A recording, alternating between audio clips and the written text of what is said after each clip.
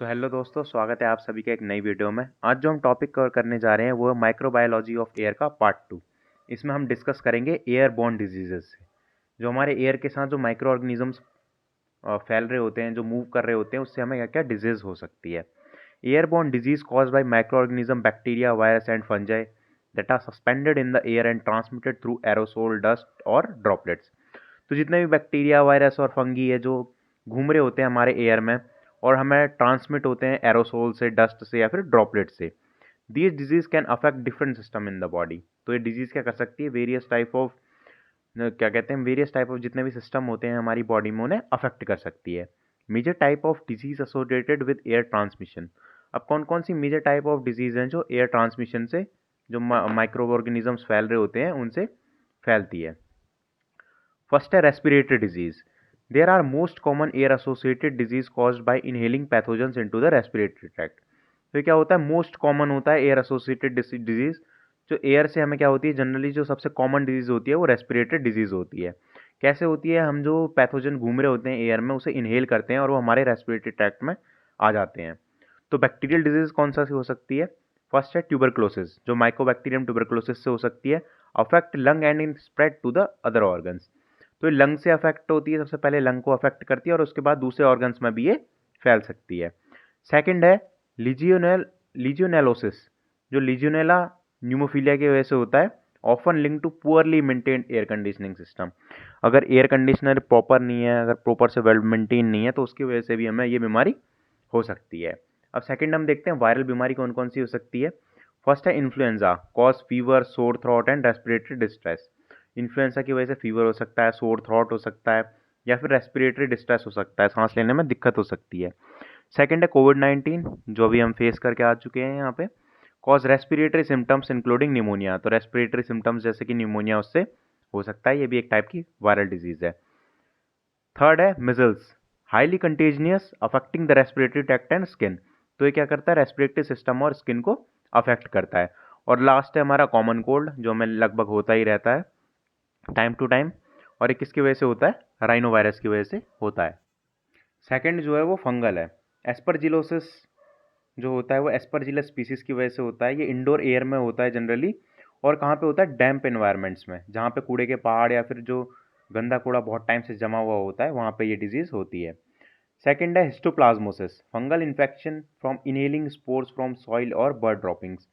जो स्पोर्स होते हैं हमारे सॉइल में प्रेजेंट होते हैं या फिर जो बर्ड हमारी जो वेस्ट एक्सक्रीट करती है उसके थ्रू जो हम इनहेल करते हैं, उससे हमें क्या होता है, हिस्टोप्लाज्मोसिस हो सकता है। सेकंड हम देखते हैं कि सेकंड जो फर्स्ट तो देख लिया हमने, रेस्पिरेटरी डिजीज कौन सा होती है, किस किस की वजह से। सेकंड है एलर्जिक डिजीजेस भी होती है हमारे माइक्रोबायोलॉजी ऑफ एयर की वजह से, जो मतलब जो माइक्रोब्स जो एयर में प्रेजेंट है उसकी वजह से एलर्जिक डिजीज भी होती है। Allergens can trigger immune response leading to the hypersensitivity reactions. तो एलर्जन क्या होंगे, हमारे इम्यून रिस्पॉन्स को ट्रिगर करेंगे और क्या करेगी, हाइपर सेंसिटिविटी रिएक्शन दिखाएगी हमारी बॉडी। फर्स्ट है एलर्जिक राइनाइटिस, जिसे हे फीवर भी कहा जाता है। ये जो पॉलन होते हैं जो उससे उड़ते हैं, प्लांट से उड़ते हैं, नो डस्ट मिट्स और एनिमल डेंडर, जो मतलब एनिमल से छोटे छोटे पार्टिकल निकल रहे होते हैं, उनसे क्या होता है, एलर्जिक राइनाइटिस हो सकता है, जो हे फीवर भी कहा जाता है जैसे। सेकंड है अस्थमा, ये भी क्या होता है, एयरबोर्न एलर्जन और पॉल्यूटेंट्स की वजह से होता है।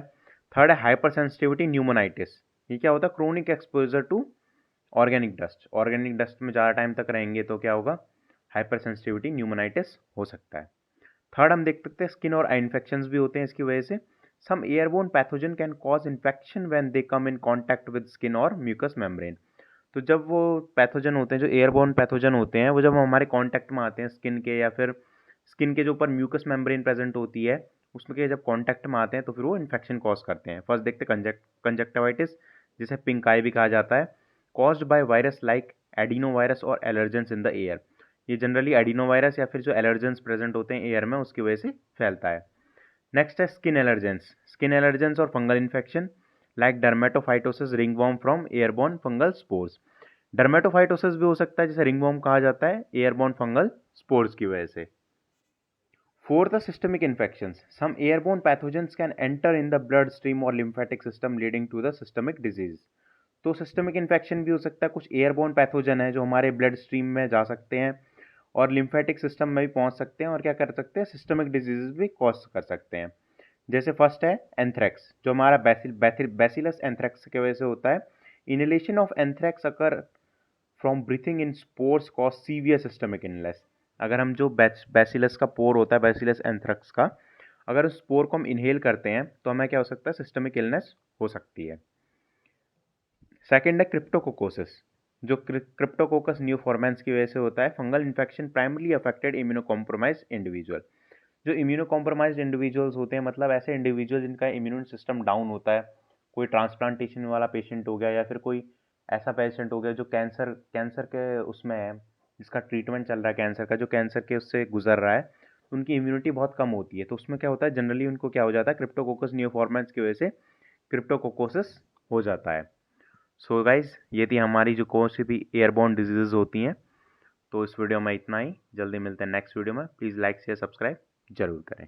Thank you.